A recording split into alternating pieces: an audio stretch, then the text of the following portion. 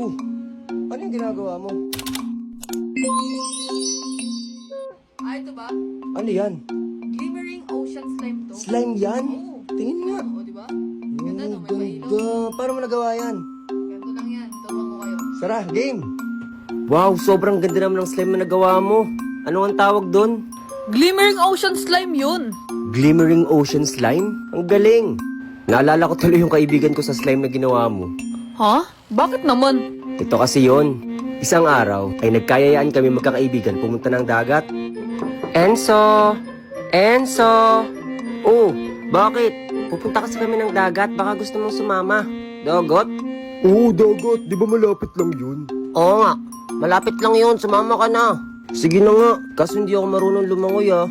Doon lang tayo sa mababaw. Akong bahala, babantayan kita. At pumunta na nga kami ng dagat magkakaibigan. At nung nakarating na kami ay, nagulat ako sa nakita ko. Pero bago yan, ay papakita ko muna sa inyo tong DOLA application na kayang mag-solve ng math. Pinicturean ko lang yung math problem at lumabas na yung mga possible solution at answer. Ang galing! Pwede rin to sa assignment, sa project at saka sa research. Kaya mag-download ka na ng DOLA. Alo, bakit ganyan yung dogot? Ang lakas ng alon. Parang ayoko na tuloy maligo. Kaya mo yan, sa tabi lang tayo. Oo nga, babantay naman kita eh. Basta ako, kahit ako sa malalim, okay lang. Marunong naman ako lumangoy eh. At nagsimula na nga kaming maligo sa dagat. Ang lamig ng tubig. Oo nga. At saka sobrang olot. Siyempre, dagat to eh. Enzo, gusto mo ba akong makitang lumangoy dun sa malayo na yun? Lalangoy ka dun sa malayo. Huwag delikado dun. Marunong naman ako lumangoy. Panoodin nyo lang ako. Baka may pating dun eh. Oo nga.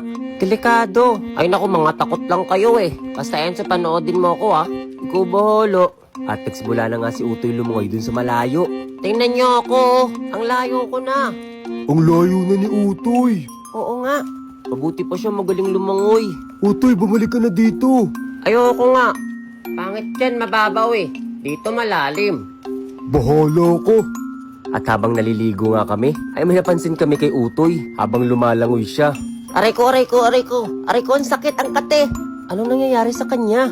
Hala, kinakagat na ata siya ng jellyfish. Oo nga no. Aray ko, tama na, aray ko. At yun, dahil sa katigasan ng ulo ni Utoy, ay na-sting siya ng jellyfish at kinailangan pa niyang dalhin sa ospital. Kawawang bata. At ito na ang Glimmering Ocean Slime. Diba? Ganda. Oo, ganda yan. Kaya, gawa na rin kayo.